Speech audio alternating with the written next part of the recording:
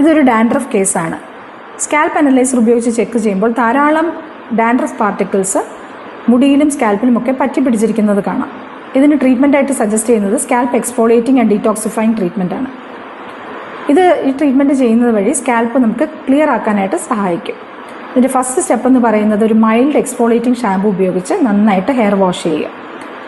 അതിനുശേഷം ഒരു anti fungal properties ഉള്ള സ്കാൽപ്പ് സ്ക്രബ് ഉപയോഗിച്ച് നന്നായിട്ട് സ്കാൽപ്പ് സ്ക്രബ് ചെയ്യുന്നു.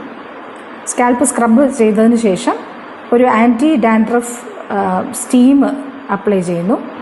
ആ സ്റ്റീമിന് ശേഷം ഒരു ആൻറ്റി ഡാൻഡ്രഫ് ഹെയർ പാക്കും അപ്ലൈ ചെയ്യുന്നു.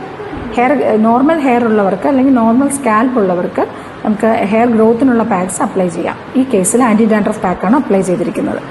അതിനുശേഷം ഒരു 10-15 മിനിറ്റിന് ശേഷം നന്നായിട്ട് ഹെയർ വാഷ് ചെയ്യുന്നു.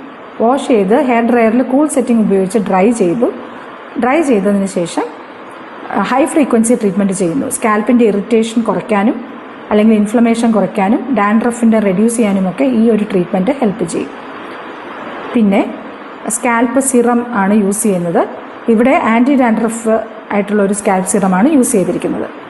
ഇനി നമുക്ക് സ്കാൽപ്പിൻ്റെ ഇപ്പോഴത്തെ കണ്ടീഷൻ ചെക്ക് ചെയ്യാം.